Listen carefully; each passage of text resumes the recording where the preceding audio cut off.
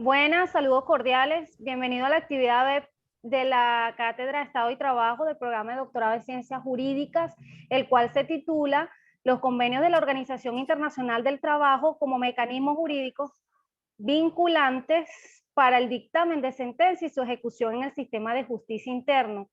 Un tema que es sumamente importante en tiempos globalizados, donde se pretende la unificación de las legislaciones internas en la esfera de lo que es el derecho internacional.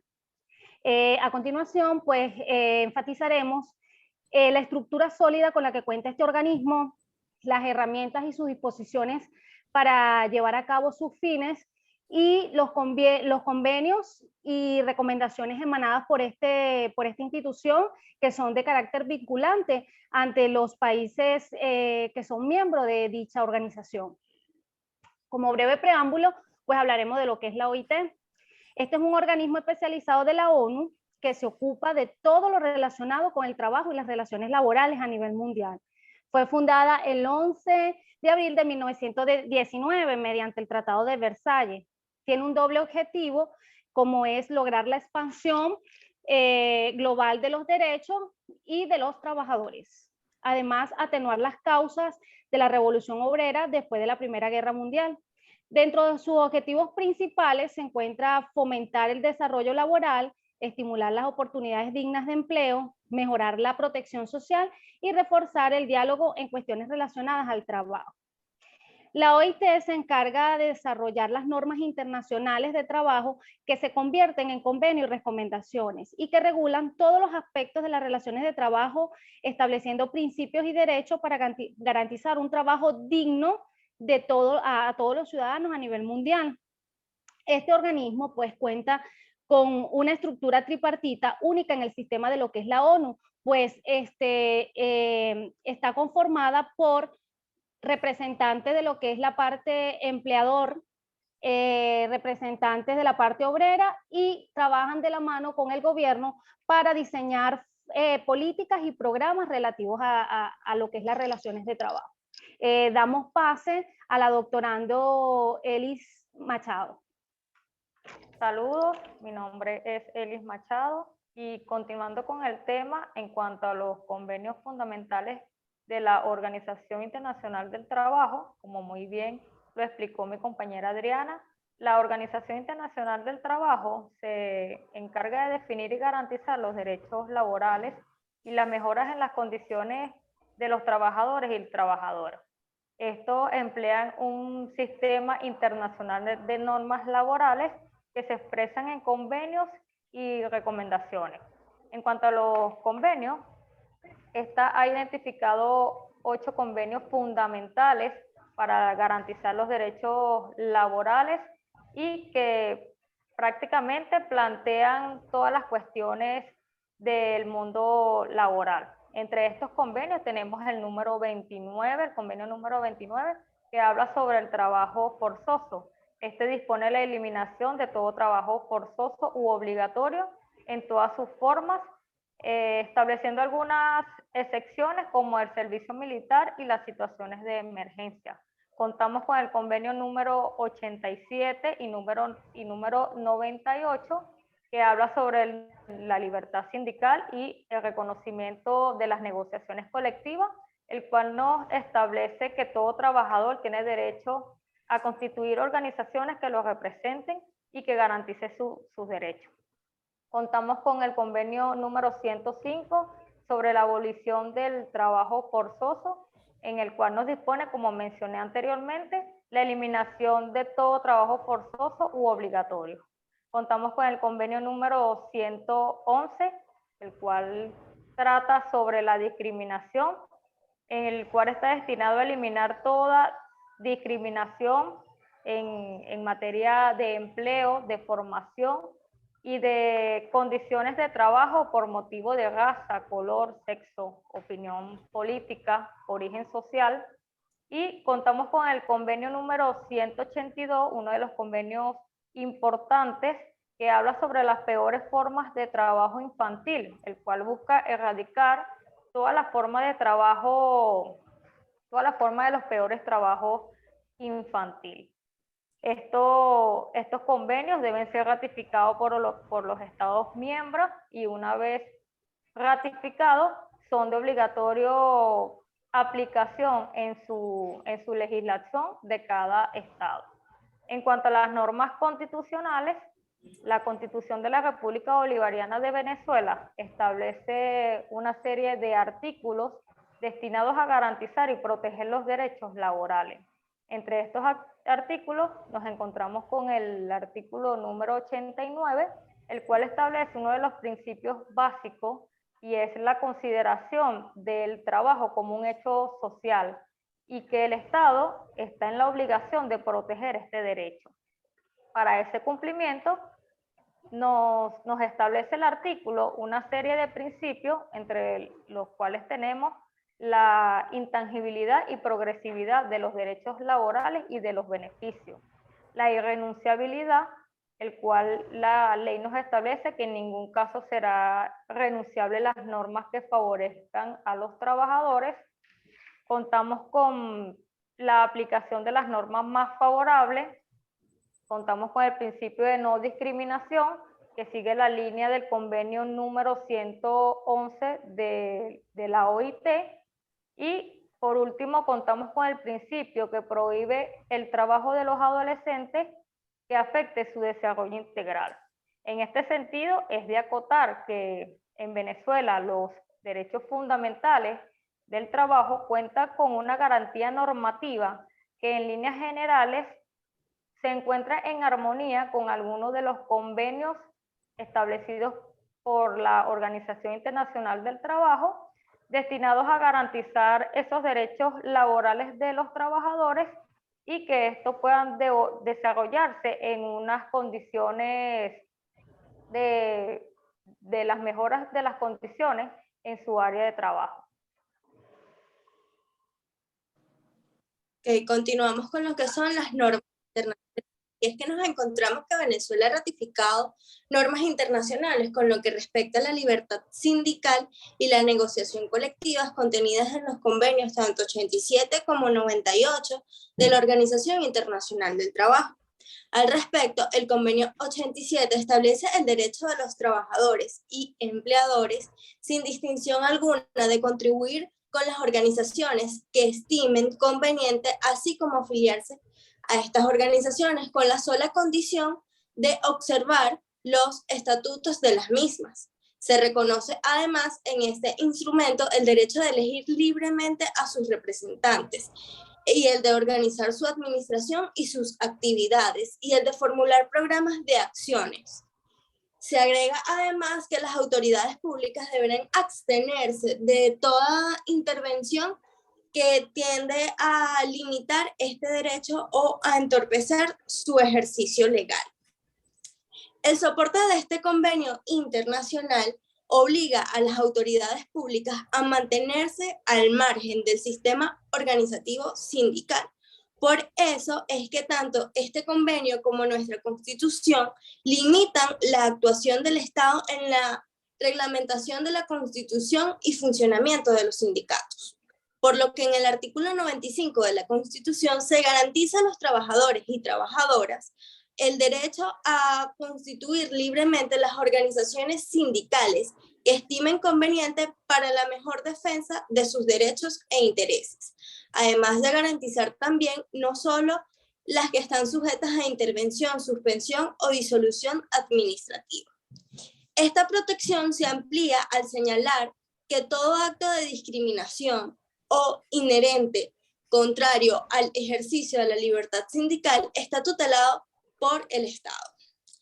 Con respecto al convenio 98 de la Organización Internacional del Trabajo relativo a la aplicación de los derechos de sindicación y la negociación colectiva ratificado por Venezuela, que ha servido de base en el texto constitucional y la ley orgánica de los trabajadores, trabajadoras y el trabajo, permitiendo que exista en nuestro país una normativa garantizadora de la libertad sindical y el derecho a la negociación colectiva.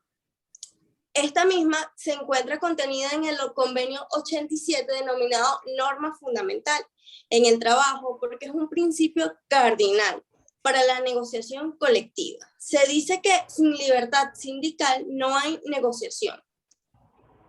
No hay negociación colectiva. Y en este principio también es aceptado universalmente. No se puede negociar condiciones de trabajo sin la debida protección contra discriminación alguna. Esta limita negativamente el ámbito personal de los trabajadores que no tienen libertad para pertenecer o dejar de pertenecer a determinada organización sindical. Es decir, que para formar o no formar parte del sindicato, para realizar o no actividades inherentes al sindicato, esta libertad no puede ser condicionada y es absoluta.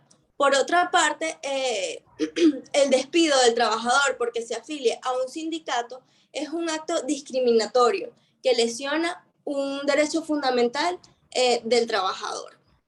Con respecto a lo que son la declaración de los principios y derechos fundamentales del trabajo, tenemos que varias de estas normas del trabajo son conocidas como fundamentales, pues proporcionan el marco necesario para mejorar libremente las condiciones de trabajo individual y las colectivas. Se trata de normas relativas a la libertad sindical y a la protección del derecho de sindicación, a la aplicación de los principios del derecho de sindicación y la negociación colectivas, a la abolición del trabajo forzoso, a la edad mínima de admisión de empleo, a la prohibición de las peores formas de trabajo infantil y la acción inmediata para su eliminación, a la igualdad de la remuneración entre la mano de obra masculina y femenina, por un trabajo de igual valor, y a la no discriminación en materia de empleo y ocupación. Cualquier forma de discriminación que se pueda dar en términos de trabajo. Es una medida urgente para estos insistir en la libertad de sindicación, para así sostener la negociación colectiva como fórmula sencilla de impulsar el proceso de los trabajadores. Por esta razón, toda medida que interfiera en la libertad sindical directa o indirectamente, que contravenga de los empleadores o de los mismos trabajadores, constituye un obstáculo al desarrollo social y a la unidad de los trabajadores por mejores condiciones laborales. En este mismo orden de ideas, el paralelismo sindical es condenado por el Convenio 98 de la Organización Internacional del Trabajo, y es por ello que es considerado como un fenómeno que tiene lugar cuando se pretende tener el control sindical, pero desde afuera del centro laboral o sindical. El mecanismo ideal debe ser que se luche en el seno de la propia organización que se realiza o que se desea transformar. Es decir, si se trata de un organismo sindical cuya política contradice los intereses de los trabajadores, debe acudirse a la sustitución de sus representantes. Vamos a pasar con lo que es el paso que viene el compañero Omar. Buenas tardes. Corresponde abordar el caso práctico sobre la sentencia de carácter vinculante y su ejecución. Debemos tener claro que en el aspecto de las normas internacionales del trabajo, la OIT representa la fuente de derecho internacional laboral representada en sus convenios y recomendaciones y en los documentos que emanan de su mecanismo de control de la aplicación de esas normas internacionales. Los convenios de la OIT son tratados internacionales sujetos a ratificación por los Estados miembros de la OIT. Sus recomendaciones son instrumentos no vinculantes que por regla general tratan los mismos temas de los convenios. En este caso, debemos aclarar que la OIT no produce sentencias, sino que esto corresponde al órgano jurisdiccional en Venezuela, conforme al artículo 253 constitucional, a los tribunales de la República, entendiendo la sentencia como una norma individualizada que resuelve un caso concreto como tal. Y el carácter vinculante, indudablemente, sentencias que emanan, en este caso, de la Sala Constitucional del Tribunal Supremo de Justicia, donde nos vamos a permitir citar, como caso práctico, la sentencia número 13.207 del 4 de julio del año 2019, en el que, con ponencia del magistrado Luis Damiani Bustillos, se hace una interpretación del carácter vinculante del artículo 95 constitucional en materia de derecho sindical. Parte sobre la interposición de una demanda de nulidad por inconstitucionalidad con amparo cautelar sobre las normas 365, 367, 374, 375, 384, 387 de la Ley Orgánica de Trabajo, Trabajadoras y Trabajadores. Como argumento propuesto por varias organizaciones sindicales y una asociación civil denominada Provea, en la que se establece la injerencia por parte del Estado en cuanto al derecho de sindicación, a la libertad sindical y a las maneras de estructurar y registrar las organizaciones sindicales en Venezuela. En decir de los recurrentes en nulidad, manifiestan de que esta intervención por parte del Estado frena el cumplimiento del convenio 87 emanado de la OIT y suscrito por Venezuela, con una intervención directamente del Estado, donde se confunde la organización sindical de carácter privado con organización de la administración pública propia del Estado. Inclusive cuando se sugiere que los miembros de las organizaciones sindicales deben hacer una declaración patrimonial de bienes a su designación y elección. Circunstancia que en Venezuela simplemente está dada para los funcionarios públicos. Sin embargo, la Sala Constitucional concluye, mediante una interpretación del artículo 95 y bajo el principio de soberanía, diciendo que, si bien es cierto, somos Estados miembros de la OIT ha venido considerando de que el requerimiento de ciertos requisitos para constituciones de organizaciones y funcionamientos sindicales en Venezuela no significa que estemos violentando el convenio 87 de la OIT. De esa manera concluye que el artículo 95 constitucional no contraviene la estructura de constitución y funcionamiento de las organizaciones sindicales en Venezuela. Caso práctico que la Sala Constitucional le da el carácter de vinculante a dicha decisión. De esta manera culminamos la exposición con el tema propuesto por la cátedra con relación a la OIT, las sentencias de carácter vinculante y su ejecución. Muchísimas gracias por la participación de todos.